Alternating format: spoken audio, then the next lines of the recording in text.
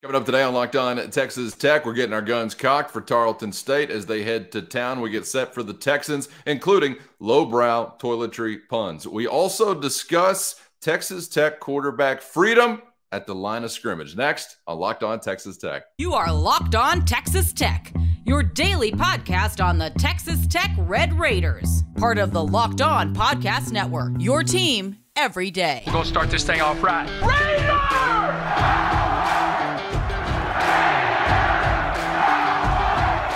Everything runs through Lubbock.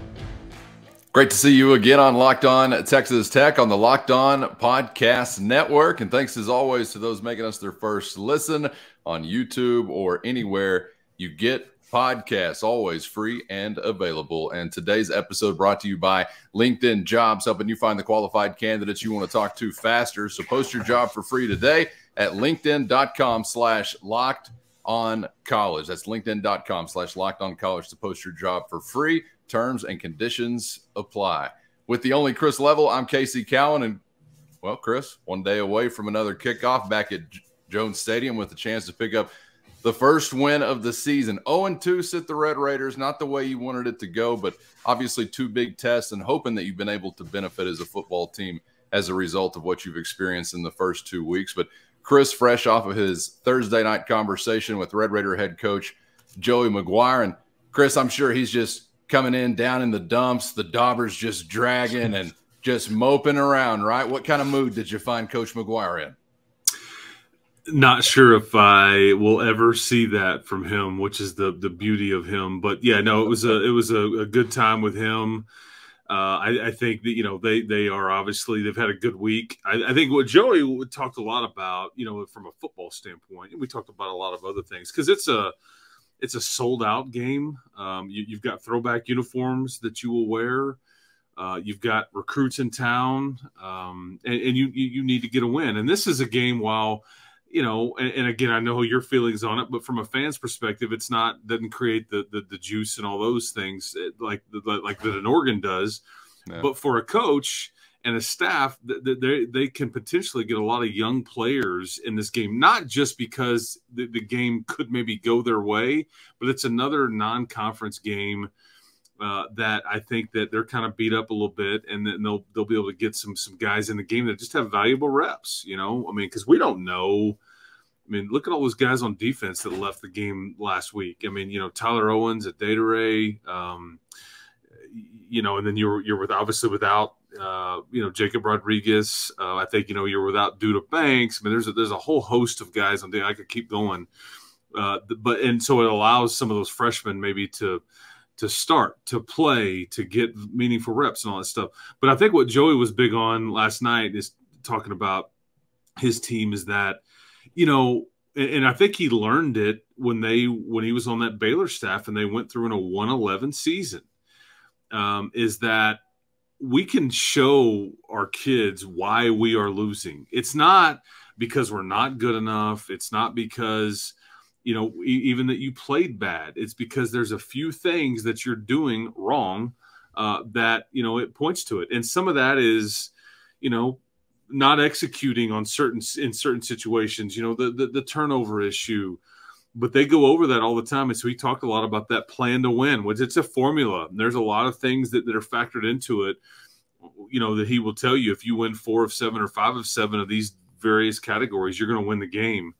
So I think that he's got an old, mature team that can clearly see we got to be better in these certain things. One of them is obviously turnovers, but he also makes sure to point out, when you lose a turnover battle and you're -4, yeah, I can go talk to the offense and say, quit turning the ball over. But it's also because our defense isn't taking it away, because it's twofold.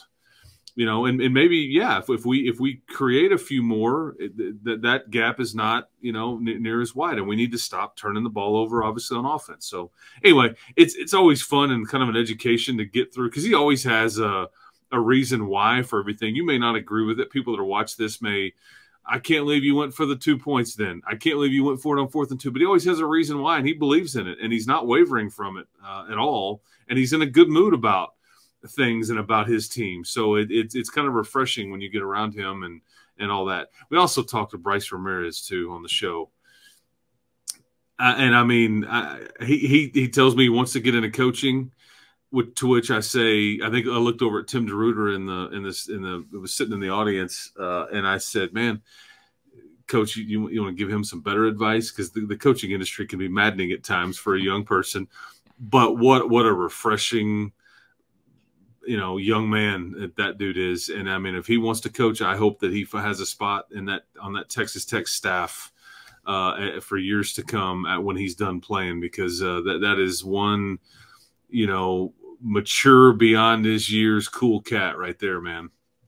This kind of week can really be challenging for a team in some different varieties, Chris, because you are coming off of a big emotional stage, and it's not going to be the same Saturday. I hope there's some energy just as a result of all of us being glad to be back at the Jones, just enjoying college football on a Saturday, but it's not going to be the same, and it's going to require some self-starting, right? I mean, you're going to have to dig a little bit and really meet a standard that maybe is going to require more from you, or at least some different things than it's required in the previous 2 weeks. I think you are going to have to rely on some of that older seasoning there, some of those veteran leaders to get a team through a week like this, because the last thing you want is for it to actually be interesting, because if there's anything interesting, it's probably not going to mean good things for the Red Raiders. So taking care of business early, stretching your legs as far as the lead, and then, yeah, hopefully seeing some guys maybe we haven't seen often yet, get some reps in would be plan A. That would be the dream scenario. But obviously the guys on the other sideline have something to do with it, Chris, and they have something to say about it. And I'm curious, as we haven't spent a lot of time on Tarleton here this week for aforementioned reasons, what we expect the game to look like. But they got some things they like to do. What have you noticed in what you've gathered so far about the people in purple as far as likes, dislikes, interests, hobbies, habits? What are we going to see from them? First, today's episode brought to you by LinkedIn Jobs. And these days, every new hire can feel like a huge gamble. And when we're talking about your livelihood or your business, that's not ideal, but never fear. That's where LinkedIn comes in to save the day by helping you find the best qualified candidates available fast and for free, all on one easy to use and secure platform. So head on over right now to linkedin.com/lockedoncollege to take advantage of their simple but specific targeting tools, allowing you to focus on candidates with just the right skills and experience so you can quickly prioritize who you'd like to consider. They go well beyond just resume data by using insights from your job post and their 875 million member profiles to put your post in front of the most qualified candidates faster than anybody else. So go to linkedin.com/lockedoncollege today to identify the most qualified candidates and connect with them fast and for free.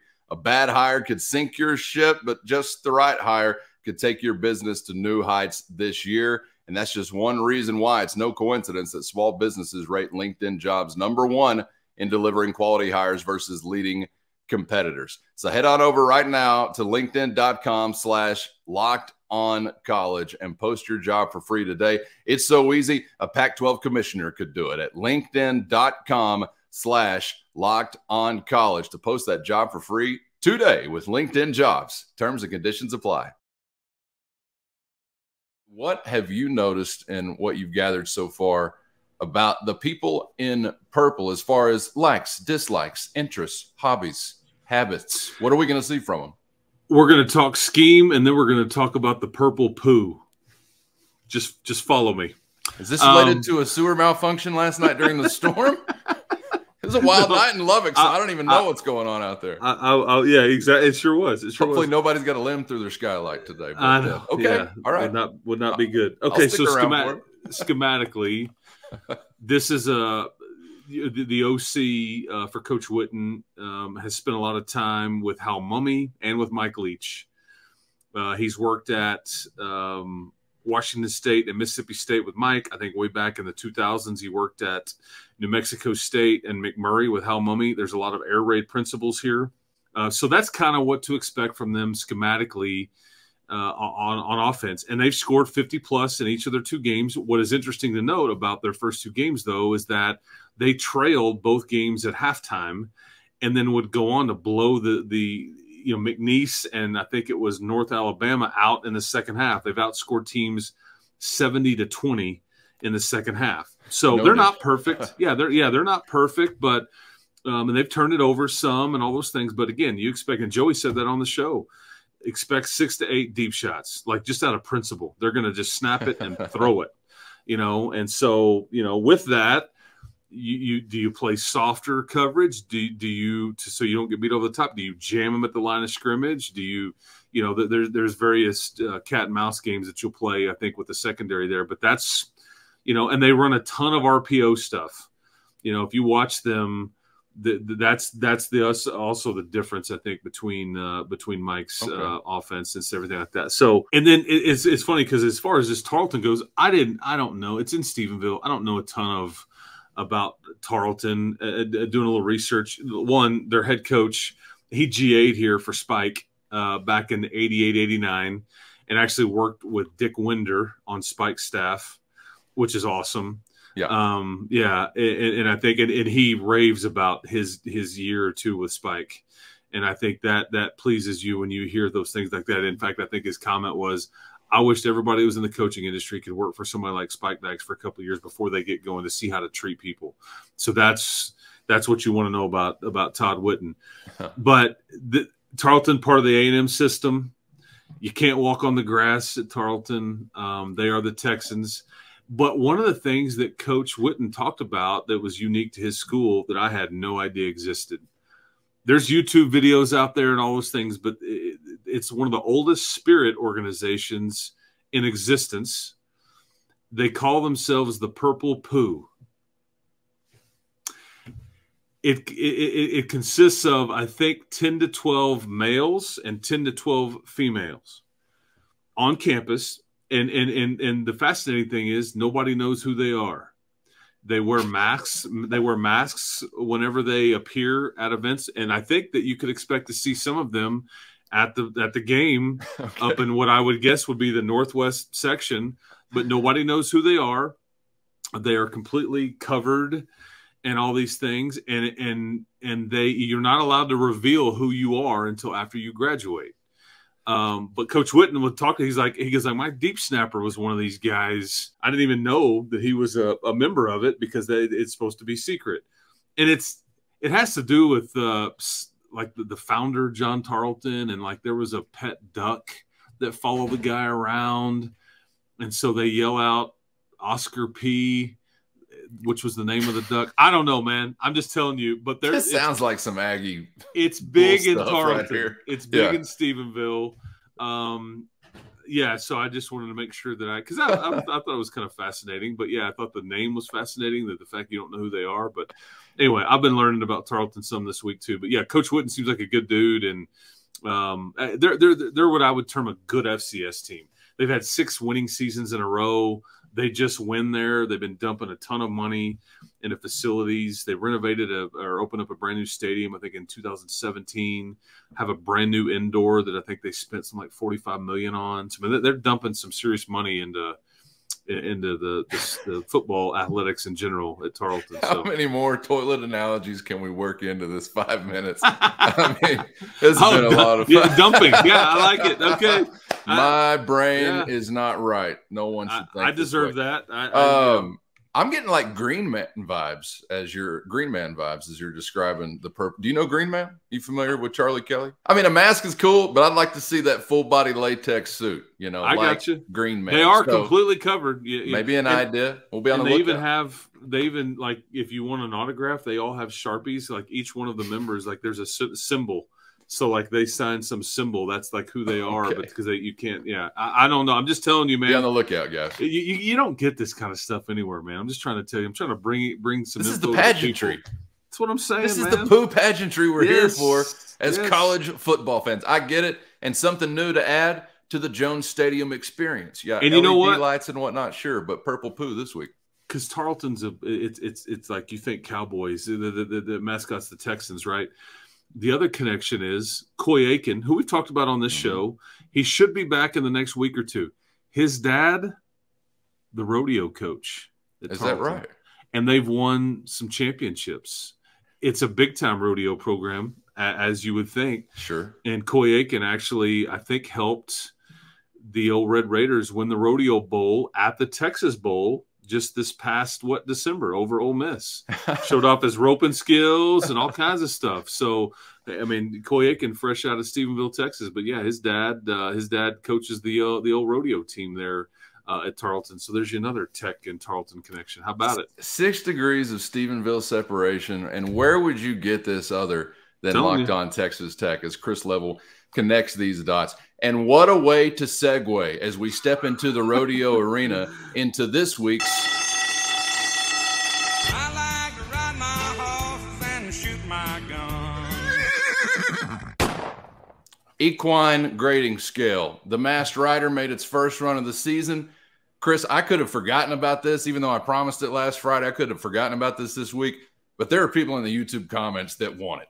They're begging for it. They want to know what it was like down on the field. Now, from the stands, we had a consistent little trot, but it did just kind of seem like a little trot. Wasn't reins in the teeth, double guns up just yet, but it's the opener. So I don't know what we're going to see this year. I'm giving it a solid B+.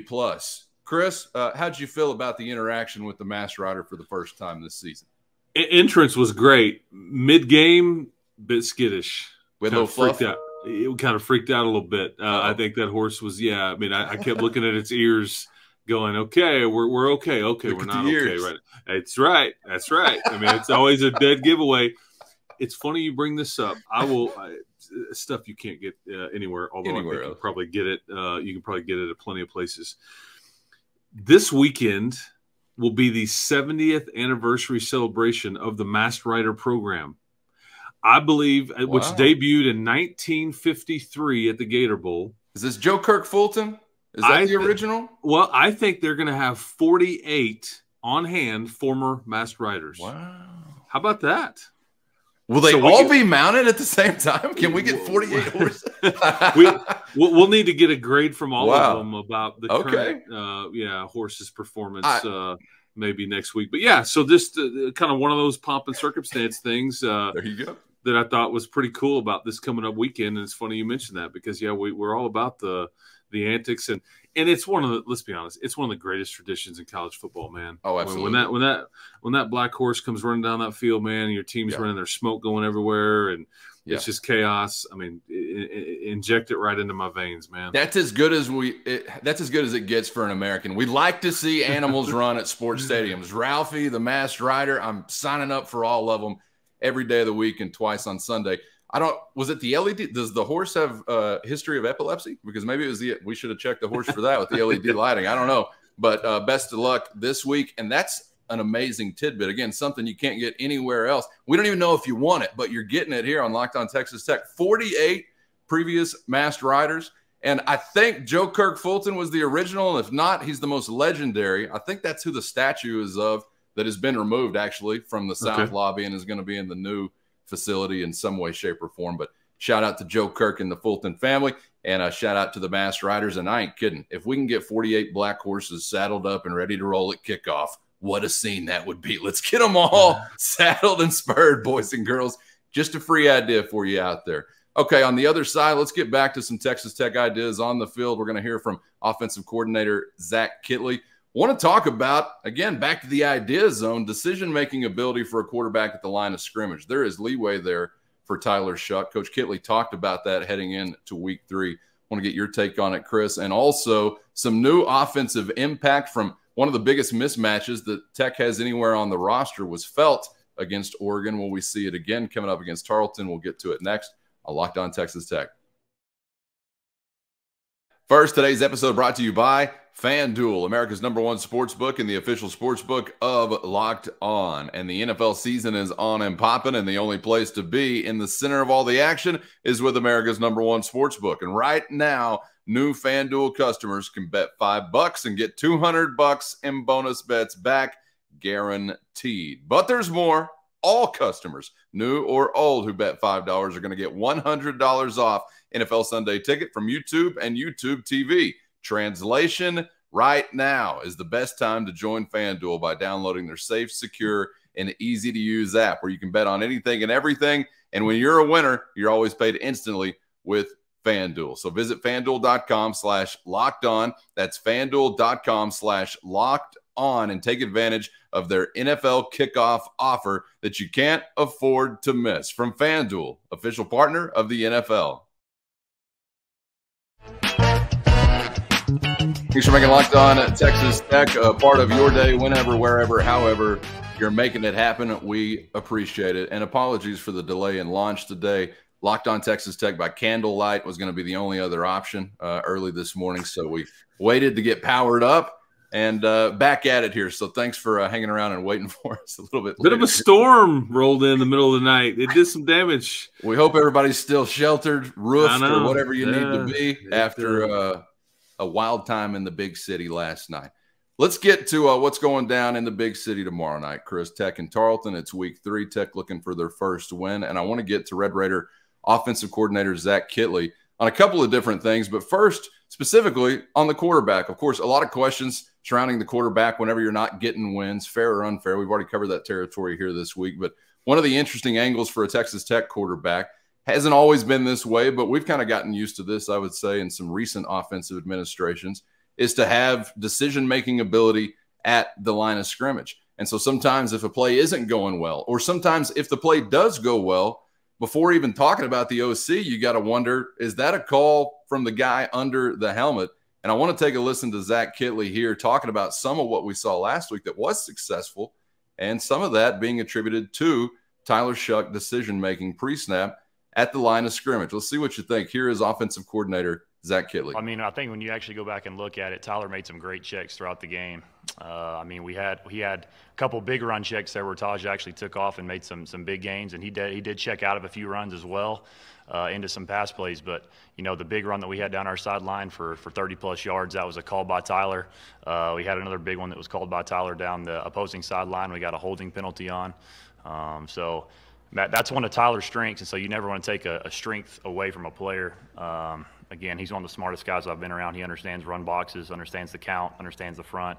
So he's going to be able to get us in a good run, so that's definitely not something I want to take away from him. And I think, obviously, Zach working with Mahomes back around here was exceptional at this. I think, obviously, with Bailey Zappi, and I think he feels like Tyler is really good at this too. Not every quarterback is going to get carte blanche. I think you kind of have to earn that right, but this is what Zach wants to work towards with players. That's why, you know, when you talk about quarterbacks, man, it's like they you know, and you think about Jake Strong or Barron or Will Hammond and some of these next guys in the wave, they're recruiting their mind for the game as much as their measurables and the ability to throw the football and all those things, because you put a lot on that position. And when that player understands certain things, then it just gives you, you know, some advantages. And I think he absolutely trusts Tyler, because Tyler is up there studying all the time. I mean, he's like, and that's why NFL teams love him. And I know people